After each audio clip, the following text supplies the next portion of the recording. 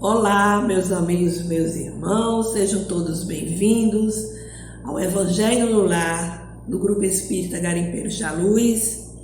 É sempre uma alegria renovada esse nosso encontro, o encontro em família, encontro com Jesus. É Jesus no lar, onde nós podemos abrir as portas dos nossos corações e dos nossos lares, para que Ele chegue e fique conosco, a nos ajudar no estudo, no entendimento dos seus ensinamentos.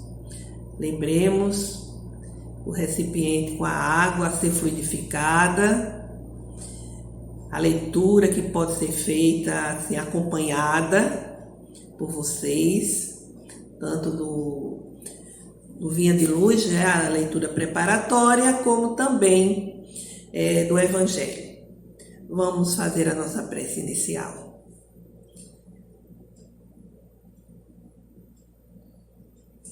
Amado Jesus, aqui estamos reunidos em vosso nome, em nome de Deus nosso Pai, em nome dos benfeitores espirituais, para mais um estudo do vosso Evangelho de Luz.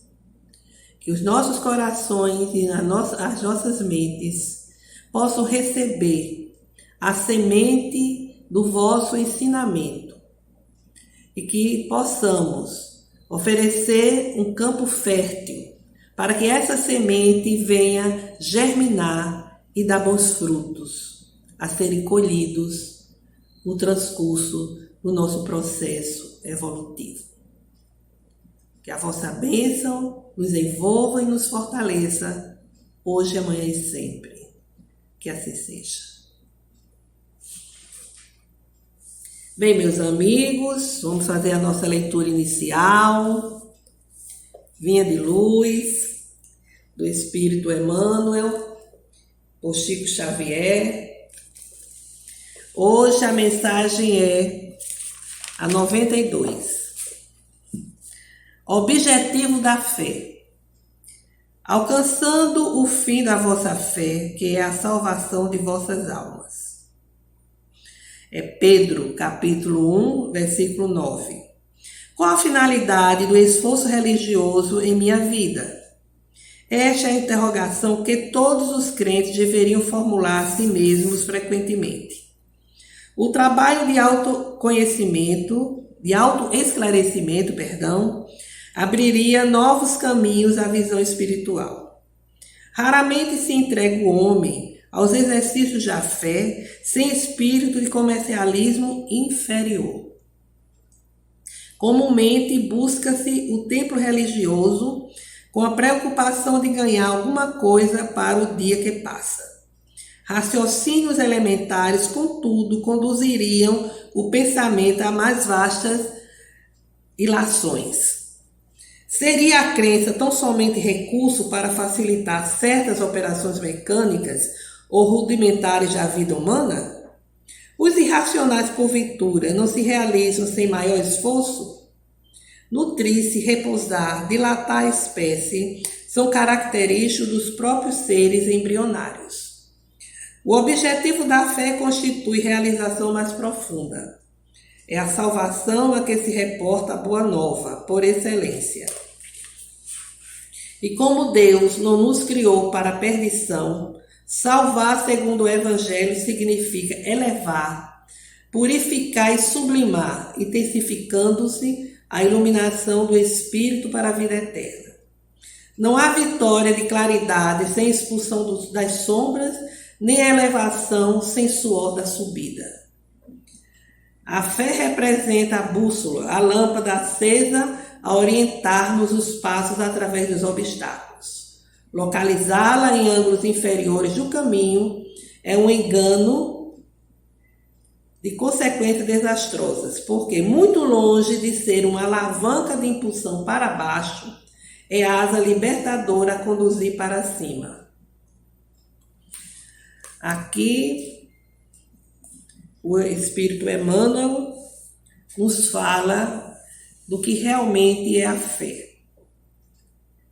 A fé que tem sido confundida com ações mercantilistas, sempre ocorreram e continua acontecendo.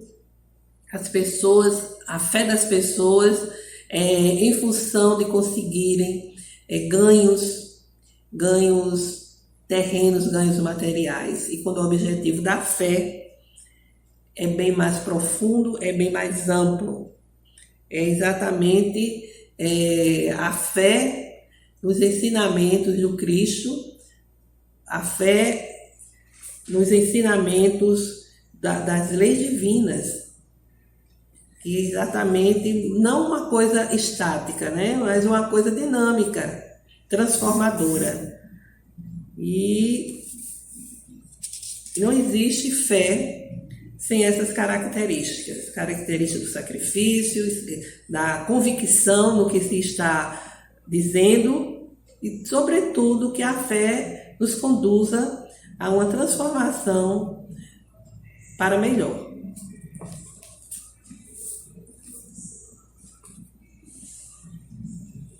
O Evangelho de hoje, Evangelho segundo o Espiritismo, nós vamos dar continuidade ao capítulo 7, que é o capítulo dos Bem-aventurados pobres de espírito. É a partir do item 3º, do item 3 ao 6. Todo aquele que se eleva será rebaixado. Nesse mesmo tempo, os discípulos aproximaram-se de Jesus e lhe disseram: quem é o maior no reino dos céus? Jesus, tendo chamado uma criança, colocou-a no meio deles e lhe disse: eu vos digo em verdade que se vós não vos converterdes e se não vos tornardes como crianças, não entrareis no reino dos céus. Todo aquele, pois, que se humilhar e se tornar pequeno como esta criança, será o maior no reino dos céus. E todo aquele que recebe o meu nome, uma criança, tal como acabo de dizer, é a mim que recebe. Mateus capítulo 18, versículo de 1 a 5. Aqui, Kardec ele vai reunir 3 passagens evangélicas, que vai exatamente analisar a questão da humildade, a questão da simplicidade de coração e da humildade de espírito. No primeiro momento, essa passagem, em que o espírito, ele quer saber quem é o maior. A criatura humana sempre tem essa visão, o maior, o melhor, o primeiro. Então Jesus é muito claro, quando aqui ele fala da pureza de coração, da simplicidade de coração. Ele dá como exemplo a criança.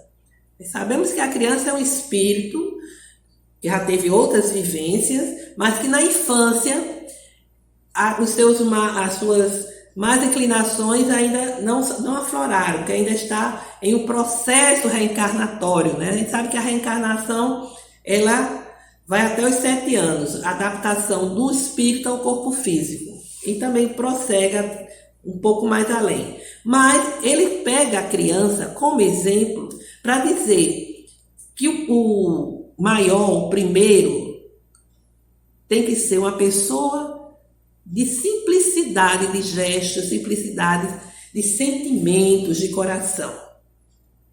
Aí ele prossegue, Kardec, e vai nos dizer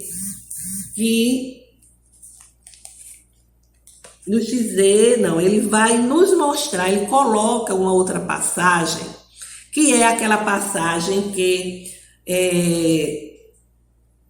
a mãe dos filhos de Zebedeu, ou seja, ela era Salomé, prima de Maria, era esposa de Zebedeu e mãe de João e de Tiago Maior.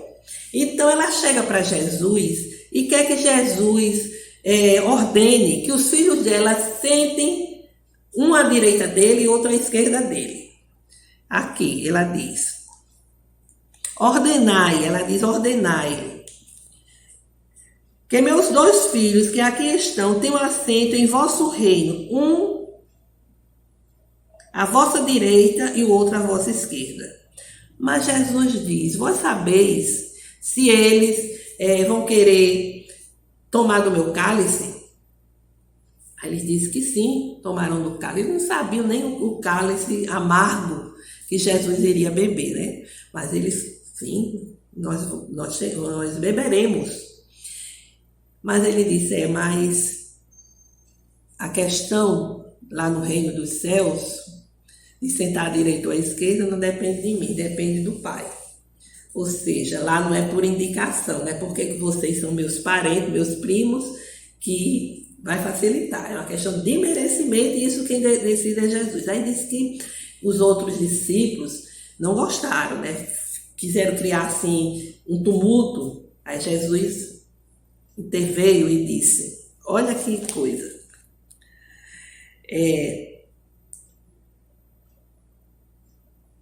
Então ele diz assim, vós sabeis que os príncipes, eles formam um império. Os príncipes das nações, eles dominam as nações, e que os grandes as tratam com império. Ou seja, os príncipes terrenos formam com a força, com o poder, os seus impérios e são severos, né? Tratam com severidade os seus servos, os seus vassalos. Mas não saber, nada deve ser o mesmo entre vós. Mas aquele que quiser tornar-se o maior, seja vosso servidor. E aquele que quiser ser o primeiro dentre vós, seja vosso escravo. Como o filho do homem, ou seja, ele, não veio para ser servido, mas para servir e dar sua vida pela redenção de muitos. Isso também está em Mateus, capítulo 20, versículo 20 a 28. Olha que coisa didática. Primeiro, a situação da criança, a pureza de coração e sentimentos. Aqui, a humildade de espírito. Mostrando que no reino do Pai, no reino dos céus, o primeiro, o maior, é aquele que é humilde. E ele pega o exemplo do escravo, do servo, para mostrar a humildade. É aquele que está servindo, é aquele que está ajudando, é aquele que não se julga melhor nem superior a ninguém, mas que está a serviço de Deus, a serviço do próximo. E ele diz assim, eu não vim para ser servido, mas para servir e dar a vida pela redenção de muitos. É isso que ele fala, né? Eu vim aqui para trabalhar, para ajudar. Eu vim aqui para servir e dar a vida pela redenção de muitos, né? Ele sabia o que esperava. Enquanto que os que estavam ligados ainda às esferas terrenas têm a mente o quê? Tem a mente voltada para os privilégios de ser o primeiro, de ser o melhor. E no mundo espiritual, na casa do Pai, não é dessa forma, né? Não que João, que se torna o discípulo amado, né? Que ele escolhe para tomar conta de Maria, ao pé da cruz, e o seu irmão Tiago maior, não tivesse boas qualidades. Mas eles tinham muito o que aprender, muito o que amadurecer, inclusive de compreender a mensagem do Cristo. Então nós temos aqui a pureza, ou simplicidade de coração, a humildade de espírito. E Kardec coloca outra passagem, que é aquela passagem em que Jesus vai à casa de um fariseu tomar uma refeição. Aí ele observa que os convidados que vão chegando vão ocupando os primeiros lugares. Aí ele observa e olha o que ele diz. Quando fordes convidados para bodas, não tomeis nelas o primeiro lugar, temendo que se encontre entre os convidados uma pessoa mais considerada que vós, e que aquele que vos tiver convidado não venha vos dizer, dai vosso lugar a este, e que então estejais diminuídos em vos dirigir com vergonha ao último lugar. Mas quando fordes convidados, ide vos colocar no último lugar, a fim de que, quando aquele que vos tiver convidado vier, vos diga, meu amigo, subi mais alto. E isso será então isso será um motivo de glória diante daqueles que estarão à mesa convosco. Porque todo aquele que se eleva será rebaixado, e todo aquele que se rebaixa será elevado. Lucas, capítulo 14, versículo 1 e de 7 a 11. Aqui, Kardec complementa mostrando que todas essas passagens que ele escolheu destaca a humildade como condição essencial da salvação do indivíduo. A humildade de espírito. E os pobres de espírito, por isso é que Jesus diz que serão, que o reino dos céus pertence a eles, né? Ele vê a criança, depois a questão do orgulho, né? De querer a pessoa querer ser o primeiro, o maior, e agora mostrando que ninguém deve se considerar melhor do que o seu próximo. Ninguém deve se elevar diante do seu próximo por uma questão intelectual, por uma questão financeira, por uma questão social, até porque esta condição terrena, ela pode ser transitória na presente encarnação e de uma hora para outra a pessoa não ser mais nada daquilo, ser rebaixada. A própria vida rebaixa a pessoa que se eleva muito e se considera superior a todos, porque quer ser o primeiro, quer ser o melhor, quer ser o maior.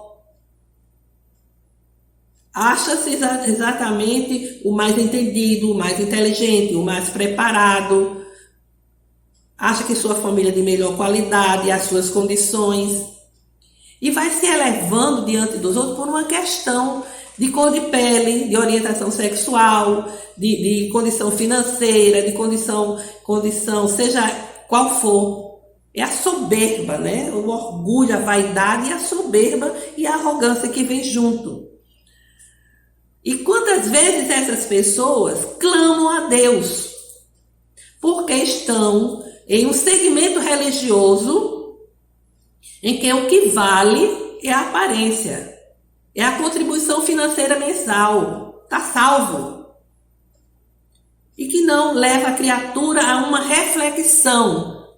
Como é que você está sendo? Como é que você se considera, se analisa? Quais são os seus sentimentos? O que é que você pensa da vida, de tantas necessidades, de tantos miseráveis? Às vezes as pessoas não querem nem ajudar ao indivíduo a sair da miséria, porque é tão ostensivo que quer ter aqueles seus miseráveis para dizer, olha, esses pobrezinhos, esses aqui são os meus pobrezinhos, que eu ajudo todo mês, sem pensar em uma ação transformadora, em uma orientação que possa levar aquela criatura, aquele seu irmão, a superar a situação, a sair daquela inércia, a sair daquele sofrimento. Então, aqui ficou muito claro quando Jesus diz, não se eleve acima do seu semelhante, que possa ser que chegue algum outro que tenha mais, vamos assim dizer, como ele diz aqui, mais apreço, mais consideração. E isso como é que a gente entende diante das leis divinas? Nós entendemos que quando nós estamos por aqui, na trajetória terrena, e que não desenvolvemos a humildade, e que damos evasão a essa tendência de querermos ser melhores, maiores, na família, no ambiente de trabalho também acontece muito, isso se expressa muito, em qualquer lugar, em qualquer situação. Na casa espírita, quer dizer, no recinto religioso que frequentamos. E quando a gente desencarna, o que é que vai acontecer? Lá no mundo espiritual, nós vamos perceber que não juntamos nada de positivo. Nós passamos pela vida atendendo aos nossos interesses materiais, orgulhosos, vaidosos, e a gente não tem uma bagagem que seja significativa do lado de lá. Isso vai nos levar, certamente, a sermos rebaixados em uma próxima encarnação. Vi em uma situação modesta, uma situação simples, em uma situação de limitações, para que possamos vivenciar o que os nossos irmãos vivenciam, os nossos irmãos necessitados. E para que possamos, assim, desenvolver a humildade, possamos desenvolver a simplicidade, possamos desenvolver os sentimentos de pureza de coração, porque aí vamos experimentar na nossa própria vivência tudo aquilo que os nossos irmãos vivenciaram quando estávamos conosco lado a lado, e que o nosso orgulho, a nossa vaidade, a nossa soberba, o nosso egoísmo impediu que fizéssemos alguma coisa por eles. Porque é importante dizer que não é prejudicial ser inteligente, capacitado, competente, rico. Não é o mal. O mal é o que fazemos nessas condições. Porque tudo isso são bênçãos para usufruirmos, sim, em melhores qualidades de vida para a nossa família, para nós mesmos, mas, sobretudo, para amparar aquelas criaturas que estão numa situação de penúria, passando por dificuldades, por sérias provações. Ajudar essas criaturas a passar por esses momentos, amenizar essa sua trajetória de sofrimento e de dor, para que eles percebam o que é ser caridoso, o que é ser bondoso, ver através de nós o Jesus que nós pregamos. Porque é muito fácil a gente chegar para um grupo de pessoas que estão na miséria e falar de Jesus. É belíssimo, eles entendem.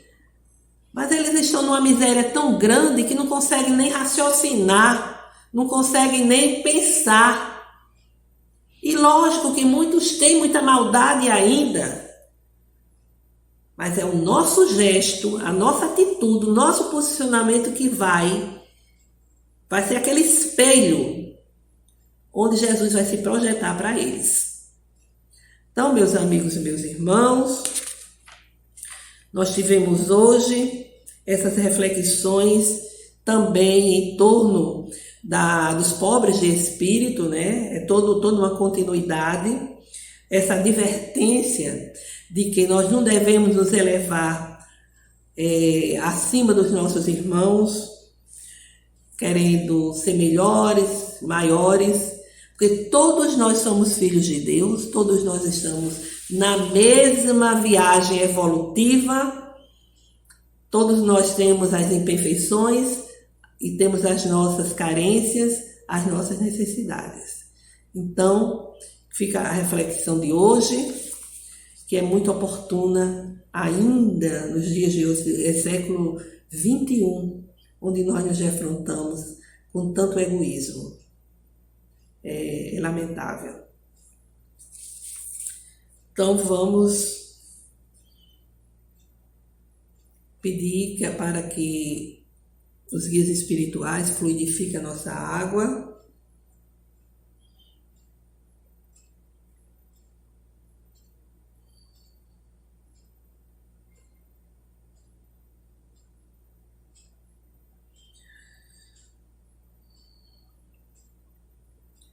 Elevar vibrações ao alto, rogando a Deus, a Jesus e aos espíritos benfeitores, pela saúde e paz de toda a humanidade, pelos seus governantes para que tenham senso de justiça social,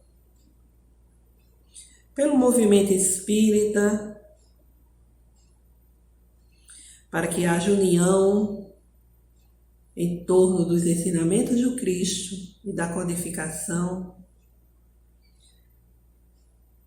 assim como rogamos para que as bênçãos de saúde, de paz e de proteção envolva a todos nós, sejam derramadas sobre nossas vidas e nossos familiares, nos iluminando em nossa caminhada, em nossos passos, em nossos caminhos.